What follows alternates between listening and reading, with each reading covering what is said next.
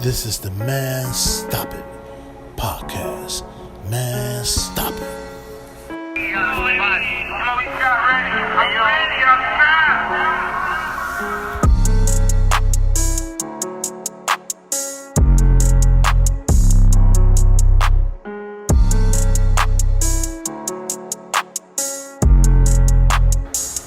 Man Stop It. It's your boy Big Les, the Man Stop It podcast, coming to y'all with another story on no one other than the famous FBG Duck. My little cuz, man. Yeah, I got a story, man. Back when he was young, man. Duck was young, man. I remember, man, times. I'm talking about like Duck was so young, man. Like he used to. That was my grandmother's. That was really one of her picks, you know. Duck was Granny's baby, man. Everywhere Granny go, man. Like when I was younger, you know, everywhere my granny went. At my age, I was always with her. Like she used to drive buses, and I used to be right there with her. And that's how Duck is. Like when she went from buses to her little chair, her little mobile chair. You know, I could see Duck right now on the back of her mobile chair, man. You know what I'm saying? Like he stayed with my granny, man. Like everywhere that lady went, you know, she wasn't hollering at his little ass, you know, or throwing a motherfucking pot or a broomstick at his ass. He was right there with her, man. You know, Duck was different, man.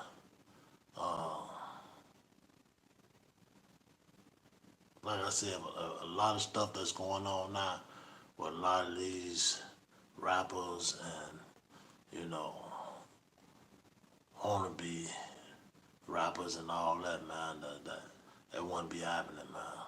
You know, Duck, he didn't play that, man. So they had more way of respect for Duck, you know, than people know. You feel me? But Duck was the kind of guy, man. He was a genuine guy, man. As a kid, you know, he never disrespected me, man. No way at all. He always showed me nothing but love and respect. He always respected his big cousin, man. Until the day he died, man. You know, on up until the day he died. But yeah, growing up, man, I watched Duck grow up. We played all kind of sports. Basketball, I played football with him. Basketball, football, baseball, I watched them all play all that.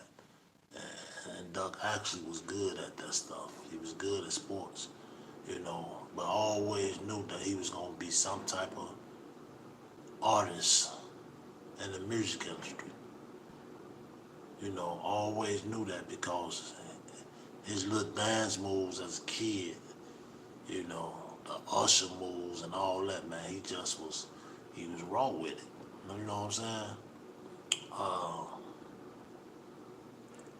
He just was raw with it, man, and always as a kid, he was bad, don't get me wrong. What kid wasn't bad? A lot of my little cousins, they always badasses. You know what I'm saying? Like, you know, that's just what it was. You know what I'm saying? But he respected his elders. He respected his elders. He did not disrespect his elders. You know what I'm saying? I remember Duck saying to me, and I never shared this, and as a kid, he told me Duck had to be about 11, you know, 12. And he told me, he said, cuz, I'm going to make it. He said, I'm going to make it, cuz. And he always said that I was going to be his head of security on his bodyguard side. He said that. And when he blew up and he got that deal, he was like, yeah, cuz, I'm gonna make you my head security. You know, because my little cousin knew that's what I did. He knew that's what I did. You know, I did personal protection. And everybody know that for R. Kelly, you feel me? So I learned a lot from working with him as far as securing, you know, high profile music people in the industry. You know what I'm saying? I've been around everybody. I've been around a lot of big artists and stuff like that. So yeah, he just knew that I knew what I was doing. You know what I'm saying? And I was gonna keep him straight. But man, I feel bad because I should have put somebody on my cousin when he went out that day. I should have had somebody on top of him, securing him. You know what I'm saying? He didn't want me out there with him, to be honest with you. He didn't. You know what I'm saying? But I used to be out there with him, but he didn't want me out there with him. You know what I'm saying? But he wanted me to be his head security. But he wasn't really at that point. He wasn't really at that point where he needed me to be out there yet. You know what I'm saying? But I wish I could have seen that when I was on the phone with him. But we don't know.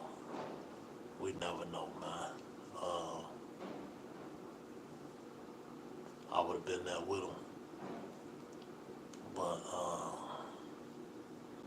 just keep in mind, man, Duck gonna forever live on. He gonna forever live on, man, out here. Chicago, you know, wherever people know who you are. And I told you that. He didn't know really how big he was. He didn't know that. He didn't know that he was really big like that. You know, that people all over the world in UK and all that know about him, that love him. He knew that he was famous, but he didn't know he was that famous. He didn't know he was that famous. But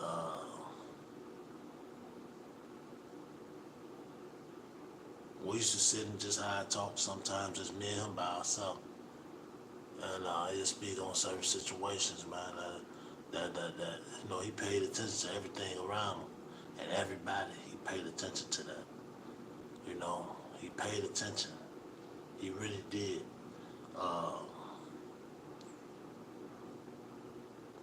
He wanted my son Scrap to rap more. He wanted him to be more of a rapper. You know what I'm saying? But Scrap was too far in them streets. You feel me? But he really told me, like, man, Scrap raw. Scrap raw. Because that nigga, I tried to get that nigga to rap. I tried to get him, you know what I'm saying? But Scrap too far in them streets. And I was like, I know, Duck. You know what I'm saying? But